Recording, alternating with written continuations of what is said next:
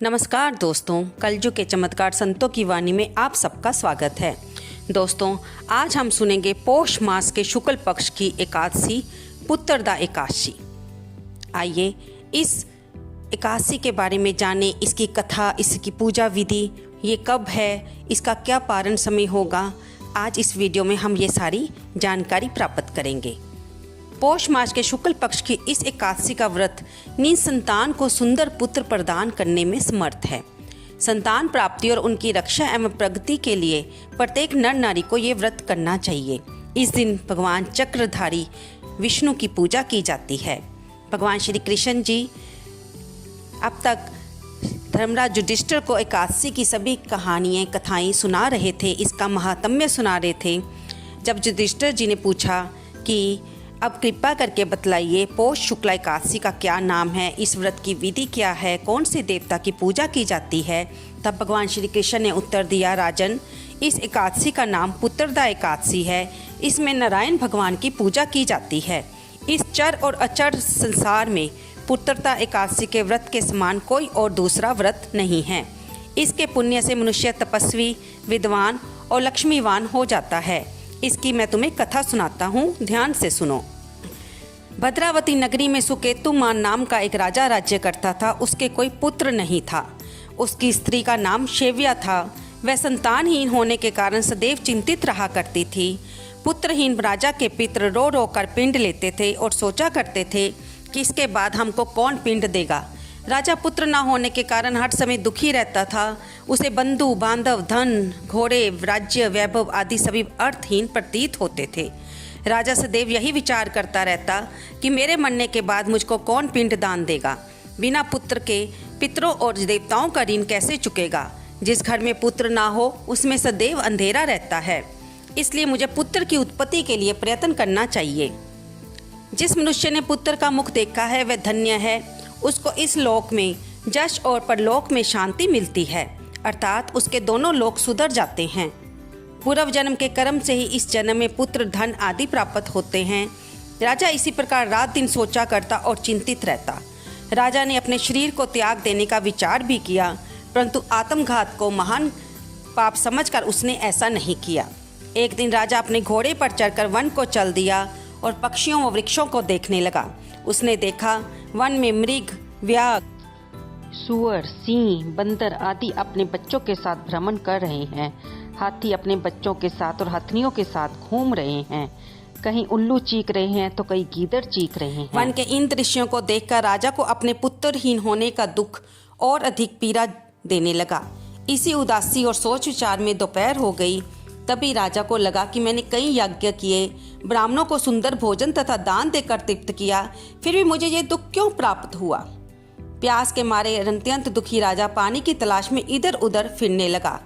थोड़ी दूर पर राजा ने एक सरोवर देखा। उस सरोवर में कमल खिल रहे थे तथा सारस, हंस, मगरमच्छ आदि विहार कर रहे थे। सरोवर के चारों तरफ मुनियों के आश्रम थे। उस समय राजा के दाहिने अंग फड़कने लगे। राजा शुभ शकुन समझकर घोड़े से उतरकर मुनियों को दंडवत करके सामने बैठ गया। राजा को देखकर मुनियों ने कहा, हे राजन, हम तुमसे अत्यंत प्रसन्न हैं। तुम इस जगह पर कैसे आए सो कहो।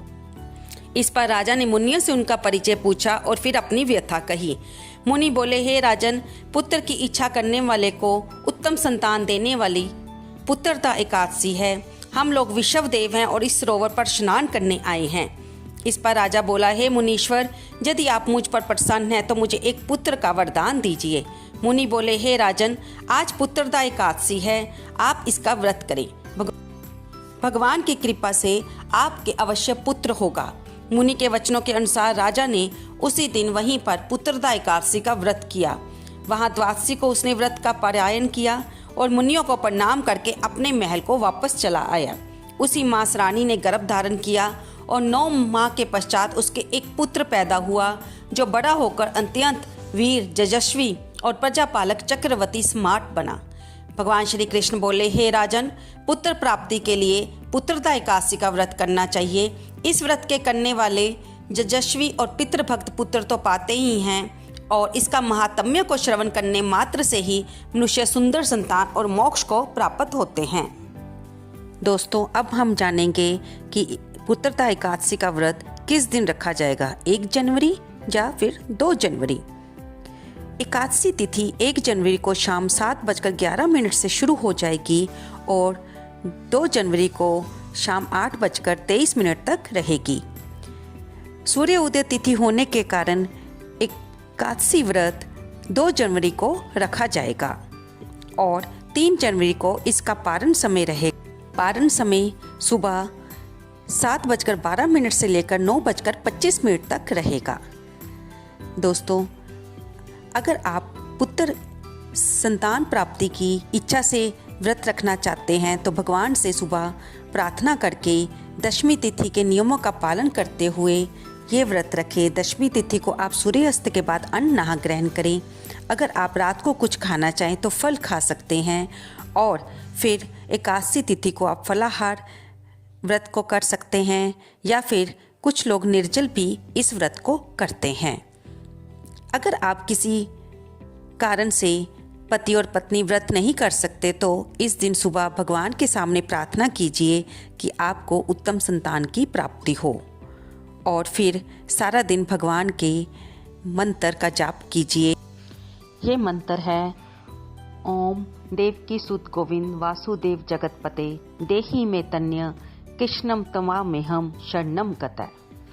अगर आप किसी और इच्छा को भी पूर्ण करना चाहते हैं तो एकादशी तिथि को सुबह अपने मंदिर में भगवान का षोडशोपचार पूजन करके भगवान के आगे अपनी मनोकामना रखें और उनसे उसे पूरा करने की प्रार्थना करें और फलाहार या अपनी शक्ति के अनुसार व्रत को रखें और शाम होने पर भगवान के आगे फिर दीपदान करें और रात को जागरण करते हुए भगवान का भजन करें। भगवान की कृपा से आपकी मनोकामना अवश्य पूरी होगी, क्योंकि भगवान गीता में कहते हैं कि सभी व्रतों में मुझे एकादशी का व्रत अत्यंत प्रिय है। अगर आपने लड्डू गोपाल जी की सेवा ली हुई है तो इस दिन आप लड्डू गोपाल जी को नए वस्त्र पहनाएं, उनकी फल फूल मिठाई धूप दीप देव नैवेद्य आदि से पूजन करें और उनके सामने अपनी मनोकामना रखें। दोस्तों, आपको ये वीडियो कैसी लगी कृपया इसे लाइक करें, शेयर करें और सब्सक्राइब करें। कमेंट बॉक्स में जय श्री विष्णु भगवान लिखना ना भूलें।